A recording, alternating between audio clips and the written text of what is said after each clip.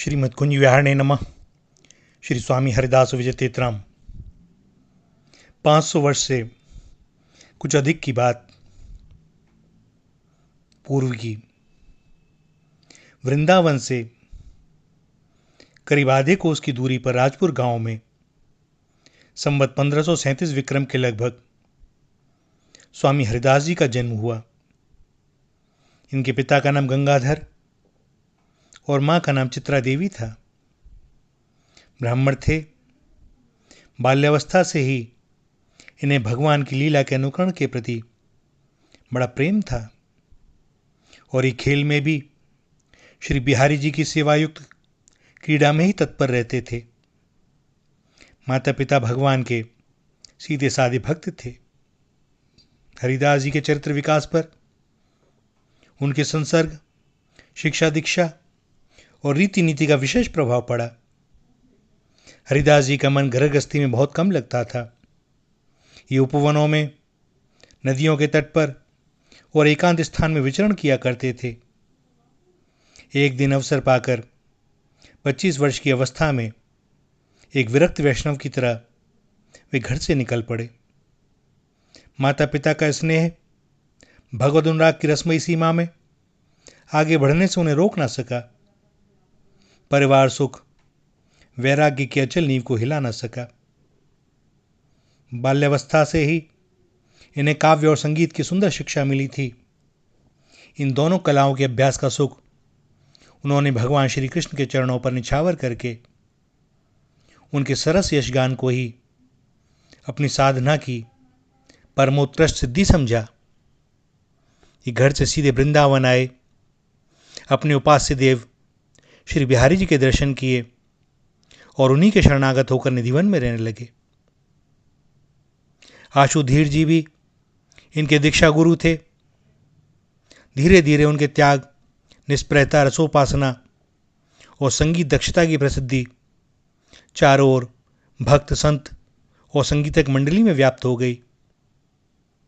लोग उनके सरस चमत्कार और गंभीर जीवनचर्या से आकृष्ट होकर सुदूर प्रांतों से दर्शन के लिए आने लगे। इनके शिष्यों की संख्या बढ़ने लगी। भावावेश में सदा इनकी सहज समाधि लगी रहती थी। प्रिया प्रीतम श्री राधा कृष्ण के सौंदर्य और माधुर्य के महासागर में ये रात दिन डूबे रहते थे। यही उनका चल धन था। इन्होंने बड़ी सरलता से भगवान की प्रार्थना करते हुए कहा है कि हे हरि, तुम जिस तरह हमें रखना चाहते हो उसी तरह रहने में हमें संतोष है। इनका दृढ़ विश्वास था कि जो भी कुछ होता है सब कुछ बिहारी बिहारिन जी की कृपा से ही होता है। श्री हरिदास जी महाराज निम्बार्क संप्रदाय के अनुयायी थे, किंतु इनकी उपासना सखी भाव की थी और भक्ति श्रृंगार मूलक रासेश्वर की सौंदर्य निष्ठा की प्रतीक थी। इनके सिद्धांत से भोक्ता केवल भगवान है और समस्त चराचर उनका भोग्य है। इनकी कुटी के सामने दर्शन के लिए बड़े बड़े राजा महाराजों की भीड़ लगी रहती थी, पर इन्होंने कभी किसी की तरफ मुंह उठाकर नहीं देखा। इनके मिट्टी का करवा ही इनका एकमात्र वस्तु, सामान या जो भी कह लो। एक बार ये भगवती यमुना की रेती में बैठे हुए थे। बसंत ऋतु का यौवन अपनी पराकाष्ठा पर था। चारों ओर कोयल की सुरीली और मीठी कंठध्वनि कुंज कुंज में अनुपम उद्दीपन का संचार कर रही थी। लताएं कुसुमित होकर पादपों के गाढ़ालिंगन में शयन कर रही थीं। श्रीधाम वृंदावन के मंदिरों में धमार की धूम मची हुई थी। रसिकाचार्य श्री हरिदास जी का मन डोल उठा। उनके प्राण प्रिय रास बिहारी और उनकी रासेश्वरी श्री राधा रानी की कृपा दृष्टि की मनोरम दिव्यता इनके नेत्रों में समा गई। श्रीधाम वृंदावन की चिन्मयता की आरसी में अपने उपास्य की झांकी करके ये ध्यानस्थ हो गए। इन्हें तनिक भी वाह ज्ञान न रहा और मानस जगत की सीमा में जाकर भगवती कांति का दर्शन करने लगे।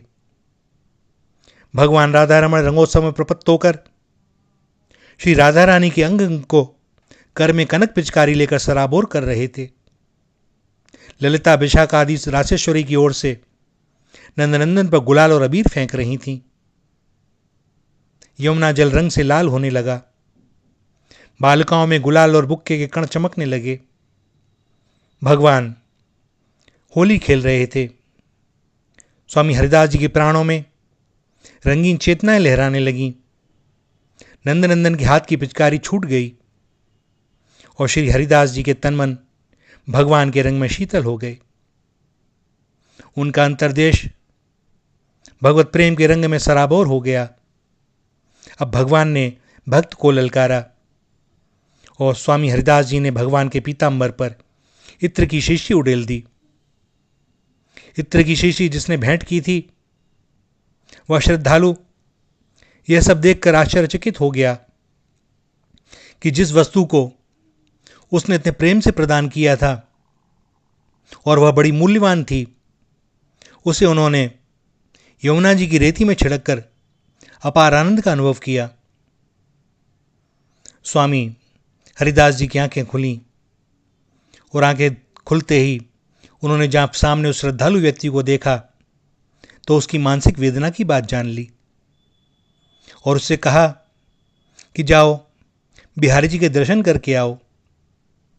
और जब वह व्यक्ति बिहारी जी के दर्शन करने गया तो उसने देखा कि श्री बिहारी जी का वस्त्र उसी इत्र से सराबोर हो रखा था और पूरा बिहारी जी का मंदिर विलक्षण सुगंध से परिपूर्ण था।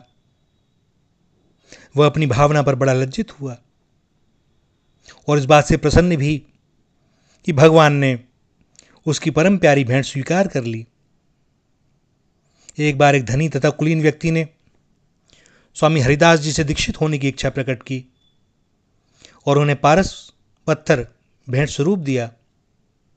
हरिदास जी ने पारस को पत्थर कहकर श्री यमुना जी में फेंक दिया और उसे अपना शिष्य बना लिया।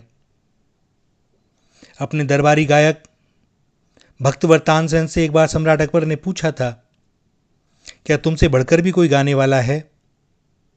और तानसेन ने विनम्रतापूर्वक स्वामी हरिदास जी का नाम लिया। जब अकबर ने इन्हें राज्यसभा में आमंत्रित करना चाहा तो तानसेन ने निवेदन किया कि स्वामी जी कहीं आते जाते नहीं, निधिवन में ही रहते हैं। सो निधिवन जाने का निश्चय हुआ। स्वामी हरिदास जी तानसेन के संगीत गुरु थे। उनके सामने जाने में तानसेन के लिए कोई बाधा नहीं थी, किंतु अकबर की बात अलग थी। सो अकबर को वेश बदलकर एक साधारण नागरिक के रूप में आना पड़ा और उसने स्वामी जी का दर्शन किया। वहीं बैठ गए दोनों और तानसेन ने जानबूझकर एक गीत गलत राग में गाया तो स्वामी हरिदास जी ने उसे परिमार्जित और शुद्ध करके अपने कोकुल कंठ से जलाप भरना आरंभ किया। तब सम्राट अकबर ने संगीत की दिव्यता का अनुभव किया और तानसेन ने कहा कि मैं आपके लिए गाता हूं, किंतु स्वामी जी इस अखिल सृष्टि के नायक भगवान के लिए गाते हैं। एक बार एक संत रसिक के साथ उनकी वार्ता हो रही थी और उसी समय राधा कुंड निवासी श्री रघुनाथ दास जी बड़े चिंतित अवस्था में आए और स्वामी जी से प्रार्थना करने लगे। स्वामी जी बोले, क्या बात है भैया? रघुनाथ दास जी बोले कि मैं मानसी सेवा में श्री प्रिया जी का श्रृंगार कर रहा था कि अचानक उनकी पुष्पवेणी न जाने कहाँ चली गई। मैं उसे खोज रहा हूं, किंतु वह मुझे मिल नहीं रही। स्वामी हरिदास जी ने ध्यान लगाया और रघुनाथ दास जी को कहा कि अमुक पीपल के वृक्ष के नीचे वह पुष्पवेणी पड़ी हुई है। श्री रघुनाथ दास जी बड़े प्रसन्न हुए और दौड़ते हुए राधा कुंड को चले प्रियाजू का श्रृंगार करने के लिए। स्वामी हरिदास जी ने रस की प्रीति रीति चलाई। जिस पद पर यति, योगी, तपी और सन्यासी ध्यान लगाकर भगवान के दर्शन से अपनी साधना सफल करते हैं और फिर भी उनके उस युगल रूप रस की कल्पना नहीं कर पाते, उसी को स्वामी हरिदास जी ने अपनाकर रसोवे सह को मूर्तिपान पा लिया। स्वामी जी निधिवन में ही वास करते थे और थोड़ा बहुत जो भी मिलता बंदरों, मोरों, पक्षियों को खिलाने के बाद में ग्रहण करते थे। स्वामी जी की भक्ति से प्रसन्न होकर श्यामा श्याम प्रकट हुए, किंतु किशोरी जी के तेज को देखकर स्वामी जी ने कहा, हे स्वामिनी जी, आपका यह स्वरूप अभी जगत के योग्य नहीं है, सो मेरी आपसे प्रार्थना है कि आप एक मिलत रूप ले लें।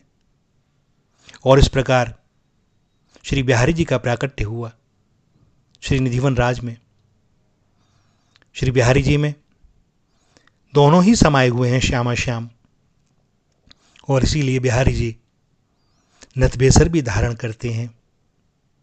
यह युगल रूप है और भैया यह कोई विग्रह नहीं है, बिहारी जी साक्षात बिहारी जी हैं।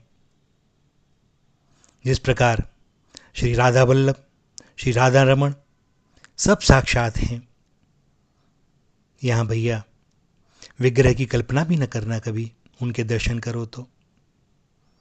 और इसीलिए इनकी इतनी महत्ता है। स्वामी हरिदास जी निम्बार्क संप्रदाय के अंतर्गत श्री हरिदासी संप्रदाय के संस्थापक थे। संवत 1632 विक्रम तक वे निधिवन में विराजमान थे, वहीं समाधि ले ली और वे आज भी वहीं विराजते हैं अपने श्यामा श्याम के साथ। आज भी वे लता पताएं जो हमें अपने लौकिक नेत्रों से लता पताएं दिखाई देती हैं, वास्तव में समाधिस्थ गोपियाँ, ऋषि मुनि और न जाने कौन कौन से योगी हैं। यहाँ जो भी है चिन्मय है, शाश्वत है। कभी आना, दर्शन करना। श्री राधा, श्री राधा, श्री राधा।